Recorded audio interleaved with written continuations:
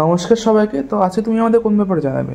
আজকে আমার আমার এই বহু যারা ক্লায়েন্ট রয়েছে তাদের মানে অনেকেই আমাকে প্রশ্ন করেছে যে বিরাজদা, যে মানুষের তো যে আমাদের বিগত জন্মের হোক এই জন্মের হোক কর্মফলের মাধ্যমে সবই আমাদের গীতা অনুযায়ী সমস্ত কিছু হচ্ছে কর্মভিত্তিক।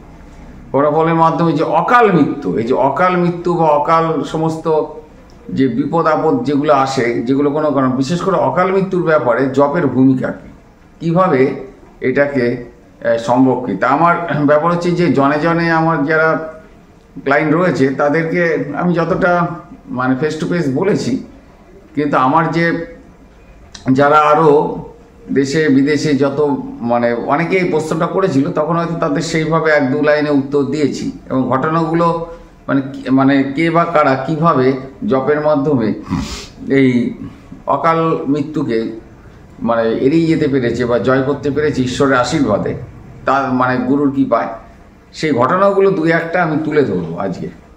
তাতে এই যে কলিতে নারদীয় ভক্তিসূত্রে বলা আছে যে কলিতে মানে জপের মাধ্যমেই ঈশ্বর লাভও সম্ভব এবং নানা রকম বিভ্রাট, সে শারীরিক হোক মানসিক হোক, সে মানে কি বলবো আধিভৌতিক হোক আধিদৈবিক হোক বা বিভিন্ন রকম মানে ভৌতিক হোক বা মানে কি বলবো যে ব্ল্যাক ম্যাজিকগত হোক বা এই সমস্ত অন্ধকারের শক্তি হোক বা যে কোনো ধরনের অপশক্তি হোক, কিভাবে জপের মাধ্যমে শুধুমাত্র অন্য কিছু না করে শুধু জপের মাধ্যমে কিভাবে সম্ভব।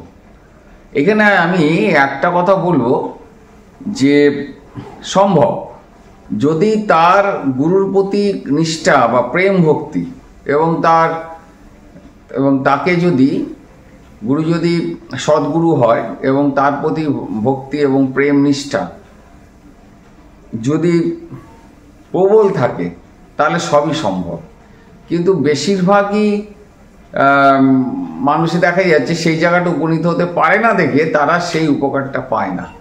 তবে যারা যারা পেরেছে তারা কিন্তু এই জায়গাটাকে মানে ওভারকাম করতে সক্ষম হয়েছে। আমি এরকম বহু ঘটনা আছে, তা আমার এই মুহূর্তে দু একটা ঘটনার কথা মনে পড়ছে, সেইগুলো আমি আপনাদের জানানোর চেষ্টা করছি। আমার কাছে বহুদিন আগে নস্করবাবু বলে একজন এসেছিলেন। উনি মানে আমার সাথে বিশেষ পরিচয় ছিল। এখন উনি বহু বছর আগের কথা বলছি, তখনই ওনার বয়স বেশ খানিকটা। যখনকার কথা আমি বলছি তখন আমার মোস্ট প্রবাবলি বয়স, আমার বয়স 30-32 বছর এরকম হবে। নস্করবাবু তখনই 60-70 বছর বয়স এবং এখন উনি কিছুদিন আগে উনি পার্থিব নিয়মে বয়সজনিত কারণে উনি এই পৃথিবীর থেকে উনি চলে গেছেন। কিন্তু ওনার যখন ওই সময়টা মানে যখন আমি ওই সময়টার কথা বলছি তখন ওনার বয়স মানে অনেক কমই ছিল। তখন ধরুন ওনার বয়স ওই 50 বা 52 ওর 53 এরকম হবে, কম বেশি হতে পারে 2-1 বছর। ওই সময় উনি একটা অদ্ভুত মানসিক রোগে আক্রান্ত হয় এবং তখন উনি খুব ঘন ঘন আমার কাছে আসতেন এবং ডাক্তারও দেখানো হয়েছে, সাইকিয়াট্রিস্ট দেখানো হয়েছে বা কাউন্সিলিংও করানো হয়েছে মনের এই বিকারকে দূর করার জন্য। ওনার এমন অবস্থা হয়েছিল উনি হাসতে ভুলে গেছিল। উনি মানে সবসময় একটা অদ্ভুত একটা ফ্রিকোয়েন্সির মধ্যে উনি থাকতেন এবং মানে কেমন যেন হয়ে গেছিল। উনি কিন্তু খুব ছোটবেলায় খুব মানে আমি ওনাকে চিনি 6-7 থেকে, তখন উনি কিন্তু ভালো স্পোর্টসম্যান ছিলেন এবং ভালো ক্রিকেট ফুটবল এগুলো খুব খেলতেন, ব্যাডমিন্টন, মানে ব্যাপার হচ্ছে খুব জলি, বাচ্চাদের সাথেও খুব মিশত এবং উনি খেলাধুলায় খুবই মানে ভালো ছিল এবং খুব ভালো মানুষ ছিলেন। হঠাৎ করে উনি মানে কিছু মানে কি কারণে উনি হঠাৎ করে একটা অ্যাবনর্মাল একটা ভাইব্রেশনে চলে গেলেন, সেটা সেই ব্যাকগ্রাউন্ডটা আমি জানতে পারিনি বা উনি বলেননি আমাকে। কিন্তু উনি কথাবার্তাগুলো ওনার ঠিকঠাকই বলছে, কিন্তু কোথায় যেন একটা বেসুরে বাঁশি বাজার মতন অবস্থা। নস্করবাবু ওনাকে আজ এই ডাক্তার কাল ওই ডাক্তার এরকম দেখানো মানে চললো এবং আমিও 2-1 বার ওনার সাথে আমি গেছি ডাক্তারখানায়। এমন একটা ঘটনা বলি, ঘটনাটা অদ্ভুত। ওনাকে ধরুন মানে একজন খুব ভালো ডাক্তারের কাছে নিয়ে যাওয়া হলো। উনি কি করলেন, ওই ডাক্তারের থেকে, ওই ডাক্তারখানা থেকে বেরিয়ে আমাকে বললো যে বিভাস তুমি অমুক ডাক্তার, উনি মানে অমুক ডাক্তারের কাছে নিয়ে চলো। আমি বললাম যে দাঁড়ান ইসে আপনি এই ডাক্তারকে দেখালেন, এর ওষুধটা খান, খাওয়ার পরে তখন যদি কোনো কাজে না হয় তখন আরেকজন বলে না না না মনে হচ্ছে ওখানে গেলে ভালো হবে।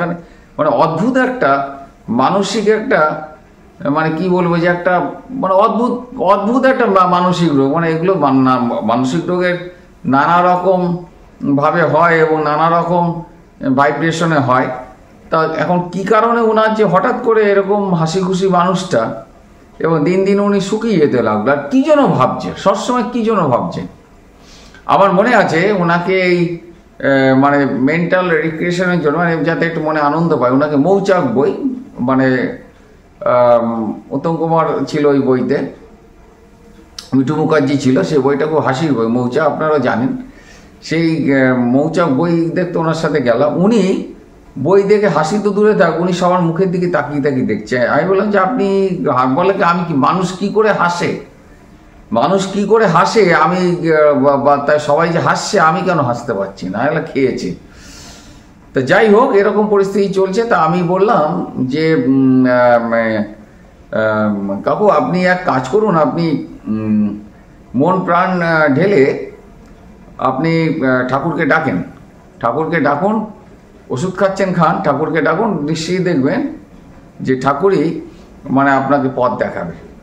তাই যাই হোক, এইভাবে চলতে থাকলো। 2-3 মাস পরে হঠাৎ করে উনি আমাকে বললেন যে বিয়াস আমি একটা স্বপ্ন দেখেছি, রামকৃষ্ণ পরমহংসদেব ওনার স্বপ্নে এসে বলছে এই বিশেষ এই মন্ত্রটা তুই জপ কর, এই জপের মাধ্যমেই তোর এই রোগ মুক্তি ঘটবে। তাই বললাম বাহ, আপনি নিশ্চয় থাকেন, অবতার বরিষ্ঠ রামকৃষ্ণ পরমহংসদেব যখন আপনাকে এই মন্ত্র জপ করতে বলেছেন, সে যে মন্ত্রই হোক ওটা বলার দরকার নেই, আপনি জপ করে যান এবং ওটা জপ করতে করতেই আপনি রোগ। এবং আশ্চর্য ব্যাপার, যেটা ধরুন ওই মানে নস্কর কাকু আর কি প্রায় 1.5 বছর যে ভয়ঙ্কর রোগে ওষুধ খেয়েও কোনো কাজ হয়নি, ওই স্বপ্নপাঠ 6 মাসের মধ্যে উনি সম্পূর্ণভাবে জপের মাধ্যমে উনি রোগমুক্ত হলেন এবং অকাল মৃত্যুকে জয় করলেন, শুধু জপের মাধ্যমে। মানে এটা মানে মানে ব্যাপার হচ্ছে কি, আমি তো ওনার সাথে ওই সময়টা খুব উনি যাতায়াত করতেন এবং আমি দেখেছি যে কোনো ওষুধ কোনোভাবে ওনার উপর প্রভাব ফেলেনি, মানে কোনো কাজই হয়নি। তা মানে অন্তত কত ডাক্তার যে উনি পরিবর্তন করেছেন কোনো ওষুধে কাজে না হওয়াতে, মানে এক সময় মানে এরকমভাবে চলতে থাকলে কিছুদিনের মধ্যে উনি হয়তো পাগল হয়ে যেতেন। কিন্তু জপের মাধ্যমে উনি কিন্তু এই সমস্ত 6 মাসের মধ্যে রোগ মুক্তি ওনার ঘটলো, এই অকাল মৃত্যুকে। তারপরে প্রাকৃতিক নিয়মে যে মৃত্যু, যখন তার প্রচুর বয়স হয়েছিল, একসময় তো আমাদের সবাইকে ছিল, সেই হিসাবে উনি বয়সজনিত কারণে চলে গেছিলেন। কিন্তু ওই মধ্য বয়সে উনি ওই সময়টা কিন্তু ওই ভয়ঙ্কর ঝড়টাকে উনি জপের মাধ্যমেই উনি ঈশ্বরের আশীর্বাদে এবং রামকৃষ্ণ পরমহংসদেবের কৃপায় উনি ওই অকাল মৃত্যুকে জয় করলেন। একটা ঘটনা। আরেকটা ঘটনা, মানে এদের সাথে আমি খুব ঘনিষ্ঠভাবে মেশার সুযোগ পেয়েছিলাম বলে ঘটনাগুলো বলতে পারছি। আরেকজন বলি, এবার ঘোষবাবুর কথা বলি। উনি ওই ওনার এক সময় উনি একটুখানি খাদ্য রসিক ছিলেন, সে মানুষ খেতে লুচি টুচি এগুলো মাংস টাংস বা এই জাতীয় জিনিস খেতেন, তা সে খেতেই পারে এবং সে তাতে তো কোনো অসুবিধা নেই। আর ওনার বয়স তখন কত, ওনার বয়স তখন ও আমার ছোট ভাইয়ের মতন, আমি ঘোষবাবু বলেই বলছি, 35-36 বছর বয়স। হঠাৎ করে ওর পেটে ব্যথা, সেই পেটে ব্যথা মানে তাই বললেন যে তুমি তো একটু লুচি টুচি বা এই জাতীয় জিনিসগুলো খাও বা একটু রিচ খাবার খাও, তাতে তোমার যে কোনো কারণেও বদহজমের থেকে হচ্ছে, একটু ডাক্তার দেখিয়ে নাও, ও ডাক্তারি ট্রিটমেন্টের মাধ্যমে ঠিক হয়ে যাবে। তা এখানে দেখা গেল যে উনি তো ডাক্তার দেখাতে থাকলো এবং ডাক্তার ওষুধও চললো, কিন্তু পেটে ব্যথা আর যায় না। তারপরে তাকে বিভিন্ন জায়গায় আরও মানে অন্তত 15-16 জন ডাক্তার চেঞ্জ হয়ে গেল, তবুও পেটে ব্যথা। তারপরে হচ্ছে পেটের সমস্ত রকম যত রকম পরীক্ষা নিরীক্ষা করে গলার মধ্যে দিয়ে নল ঢুকিয়ে যে পদ্ধতিতে পরীক্ষা করে সমস্ত দেখে গেল যে ওনার লিভারে মানে একটা ঘাড় মতন হয়েছে। এবং ডাক্তার কিন্তু বলল যে এই লক্ষণটা মোটেই ভালো না, তবুও ওষুধ দিল এবং বলল যে আপনি খাওয়া দাওয়া তো প্রথম তো ওই ঘটনার পরেই কন্ট্রোল হয়ে গেছিল। তারপরে ওই ঘোষ আর কি, ঘোষবাবু মানে ওই ছোটো ভাইয়ের মতো আমাকে বললো যে দাদা এখন কি করে যায়। বললো ঠিক আছে, তুমি ওষুধ যেমন খাচ্ছ খাও, আর তুমি লোকনাথ বাবাকে মন প্রাণ ঢেলে ডেকে যাও এবং অহরহ তুমি জয় বাবা লোকনাথ, মানে আমি নিজেই বলেছিলাম তুমি মন প্রাণ ঢেলে ডেকে যাও। তুমি যদি ডাকাটা যদি ঠিকঠাক হয়, ডাকার মতন হয়, কোন ডাকাটা ঠিকঠাক হবে সেটা তো মানে একমাত্র ঈশ্বর জানবে, আর তোমার চেষ্টা থাকবে, তুমি করো, ভয় পেও না, ওষুধ যেরকম চলছে ওটা।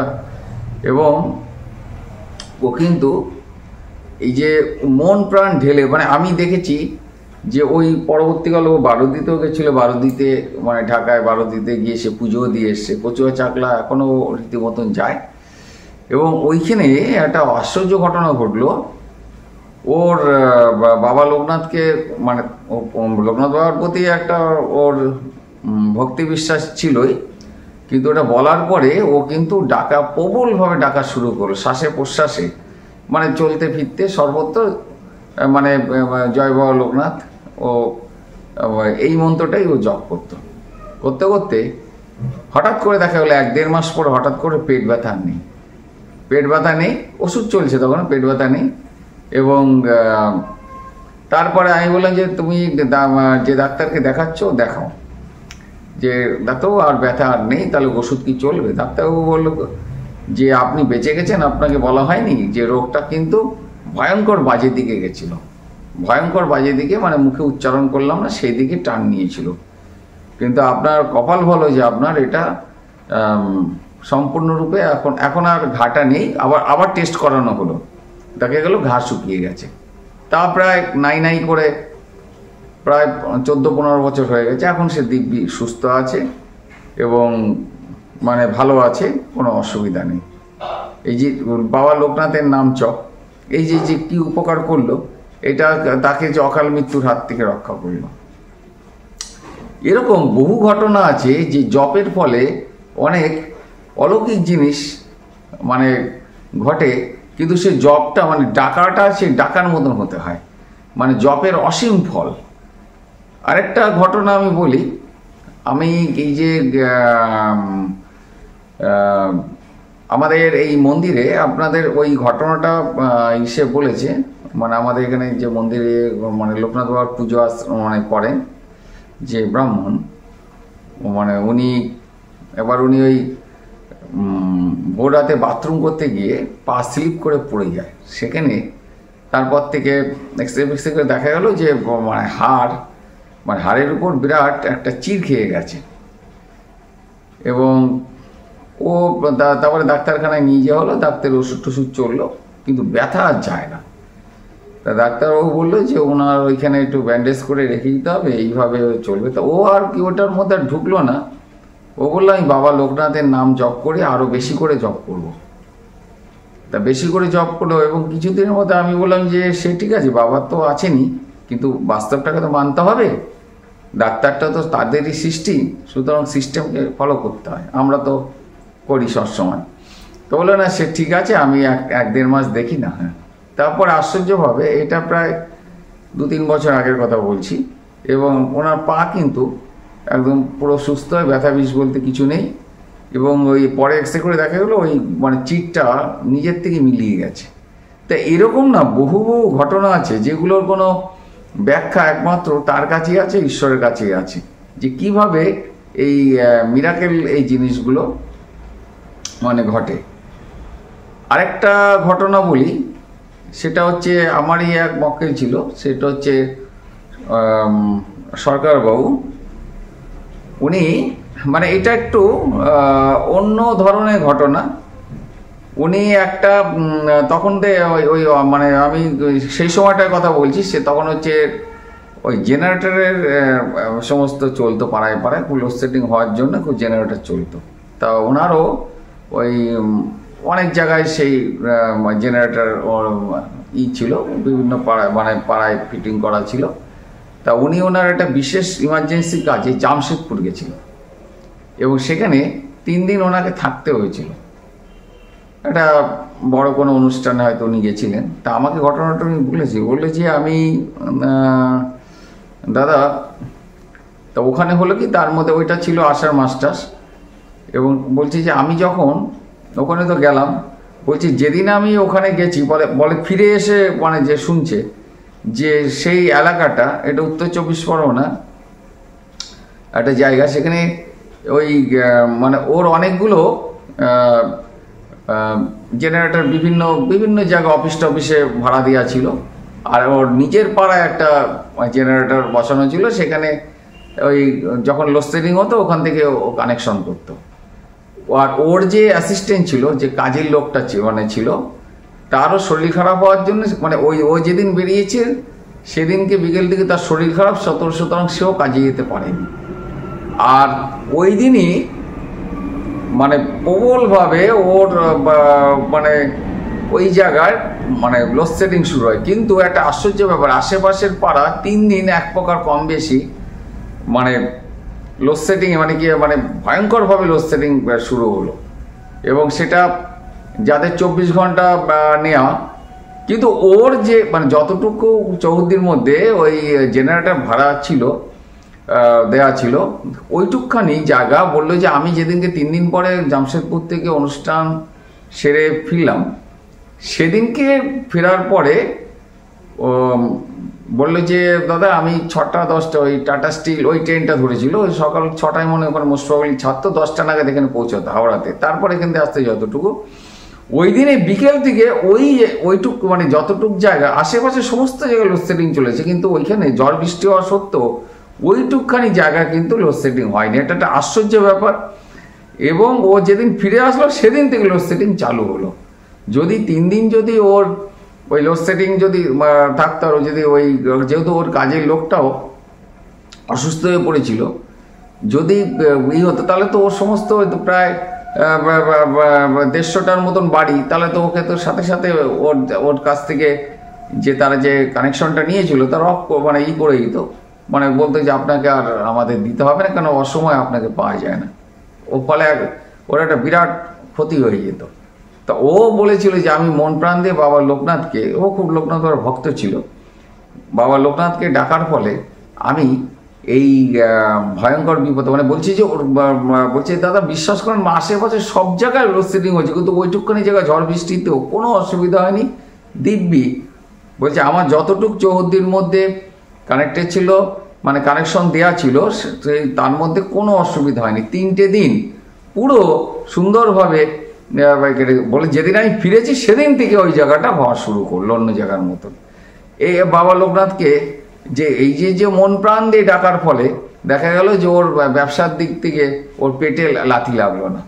তো এইভাবে জপের মাধ্যমে বহু দুর্ঘটনার হাত থেকে বাঁচা যায় এবং বহু অকাল মৃত্যু এবং বিশেষ করে অকাল মৃত্যুর হাত থেকে কিন্তু রক্ষা পাওয়া যায়। এরকম বহু ঘটনা আছে।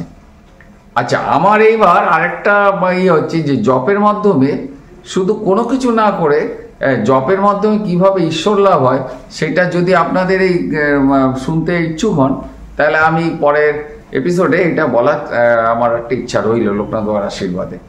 জপ সব করে জপের মাধ্যমে আমাদের ইরা পিঙ্গলা সুষুম্না এবং কুলকুণ্ডলিনীর অশেষ জাগ্রত হয়, এবং এটা একটা অদ্ভুত শক্তি, একটা পজিটিভ এনার্জি আছে, একটা ইথারের মাধ্যমে একটা অদ্ভুত একটা ফ্রিকোয়েন্সি সৃষ্টি হয়। এই ফ্রিকোয়েন্সির মাধ্যমে মানুষের মানে মানে অকাল মৃত্যু বা অকাল দুর্ঘটনা বা অকাল মানে সমস্ত কিছু এবং বড় বড় বিপদ আপদ যেগুলো এমন হয় দেখা গেল যে ভয়ঙ্কর বিপদ যেখানে তার মানে যেখানে কুড়োলের কোপ লাগার কথা সেখানে দেখা গেলো একটা ছুঁচর খোঁচা লাগলো, মানে কিছুই হলো না ধরতে গেলে। এই জপে যে ভগবানের নামে সে যে নামেই ডাকা হোক, সব নামের যে ভাইব্রেশন বা তরঙ্গ শক্তি, যা ফ্রিকোয়েন্সি রয়েছে, এর অসীম ক্ষমতা। আপনারা মন প্রাণ দিয়ে একটু যে মানে যে যা মায়ের নামই হোক বা মহাদেবের নাম হোক, বা আরেকটা ঘটনা বলি, এটা বলি আমি আজকে এটাই করব। সেটা এই ঘটনাটা আমাকে খুব মানে মনে খুব প্রভাব ফেলেছিল। এক ভদ্রলোকের নামটা বলছি না, উনি নাম ওই ভদ্রলোকের হচ্ছে একটা সময় হয় যে উনি মানে একটুখানি খুব ড্রিঙ্কস করতেন এবং প্রচণ্ডভাবে উনি ভদ্রলোক বিড়ি সিগারেট এগুলো খেতেন। তা যাই হোক, এইগুলো অতিরিক্ত ব্যবহারের ফলে এক সময় কি হলো, লিভার ফাংশন তার একেবারে ড্যামেজ হয়ে গেল, যেটাকে বলা হচ্ছে সিরোসিস অফ লিভার হয়ে যায়। এবং উনি এমন অবস্থায় যে ওনার ডাক্তাররা জবাব দিয়ে দিয়েছিল যে আর আপনি বেশি দিন নেই। তা উনি এরকম একটা, তা উনি সে বাড়ির লোকও চিন্তিত হয়ে পড়েছে যে তাহলে তো, তবে উনি ব্যক্তিগতভাবে প্রচণ্ডভাবে ভোলে বাবার ভক্ত ছিল, প্রচণ্ডভাবে মানে শিবের এরকম ভক্ত। এবং উনি একদিন ওই একটা দোকানে ওই সেখানে আর কি ফাস্টফুডের খাবার, ফাস্টফুড বলতে ওই একটু চা ঘুগনি টুগনি পাউরুটি ওরে খায়, বসে আছে বন্ধু বান্ধবের সাথে। উনি ভদ্রলোক গল্প করছেন আর মনে মনে ভাবছে যে আমার তো আর বেশি দিন আমি নেই, এই পৃথিবী আমাকে ছেড়ে যেতে হবে। যে রোগ আমার হয়েছে সিরোসিস লিভার, মানে এর তো মানে কি বলবো, যে ডাক্তার তো কথার মাধ্যমে মানে যেটা বলেছে তাতে আর বেশি দিন নেই। আর সব থেকে বড় কথা যে এরকম একটা মনোকষ্টে রয়েছে। হঠাৎ করে উনি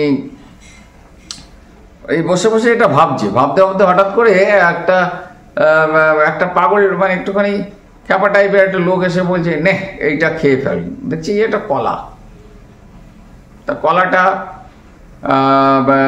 খেয়ে নেয়। উনিও মন্ত্রমুগ্ধের মতন কি মনে হলো, উনি দিল, ইনি খেয়ে নিল। তা খেয়ে নেওয়ার পরে উনি খোসাটা ছাড়িয়ে এসে কলাটা খেয়ে নিল। খাওয়ার পরেই দেখছে মানে কলাটা দেওয়ার পরে দেখলো পাশে আর নেই। তো মনে ভাবছি কি আশ্চর্য। যাই হোক, ওই দিনকে মানে মানে একটা অলৌকিকভাবে উনি জানতে পারলেন যে ভোলে বাবা ছিল এটা তার দেয়া মহাপ্রসাদ। তা যাই হোক, তারপরে দেখা হলো গ্র্যাজুয়ালি তার পরের দিন থেকে তার ওই যে সমস্যা হয় সিরোসিস লিভার, যে সমস্যাগুলো হয়েছিল, ব্যথা বিষ সমস্ত আস্তে আস্তে যেতে থাকলো। পরে সুস্থ হয়ে উনি একদম তার মানে 2-1 দিনের মধ্যে পুরো সুস্থ হয়ে যায়। এবং তার বাড়িতে এখন বাবার পুজো হয়। এবং উনি মানে উনি প্রচণ্ডভাবে ভোলে বাবাকে ডাকছিল এবং শিব নাম জপ। এবং দেখা যাচ্ছে যে অকাল মৃত্যুর হাত থেকে ভোলে বাবার আশীর্বাদে মানে জপের মাধ্যমে উনি অকাল মৃত্যু যোগ, এখনও উনি 80-85 মানে 80-র উপর বয়স, এবং উনি এখনও ঠিকই আছেন। এবং ভদ্রলোক এই যে ঘটনাগুলো, যে জপের মাধ্যমে অকাল মৃত্যু এবং অকাল বিপদ বা সমস্ত কিছুই জপের মাধ্যমে যে জয় করা যায় বা এটাকে ওভারকাম করে এগিয়ে যাওয়া যায় জীবনের পথে, এবং এই শুধু জপের মাধ্যমে এই বিপদ আপদ থেকে যেমন বাঁচা যায়, তেমনি আসল তত্ত্ব মানব জীবনের প্রধান উদ্দেশ্য হচ্ছে ঈশ্বর লাভ করা। সে ভগবান শ্রীকৃষ্ণের চরণ হোক, রাধারানীমার চরণ হোক বা মায়ের চরণ হোক, এইটা হচ্ছে মূল মোটো থাকে, মানে মূল তত্ত্ব থাকে। তা সেইটাও লাভ সম্ভব অন্য কিছু না করে, শুধুমাত্র জপের মাধ্যমে সব সম্ভব। সেই ব্যাপারে আমি বলছিলাম যে যদি এই কিভাবে সম্ভব সেই ব্যাপারটা আমি যতটুকু বাবা লোকনাথের আশীর্বাদে জানি সেটা আমি জানানোর চেষ্টা করব, যে জপের মাধ্যমে কিভাবে মানে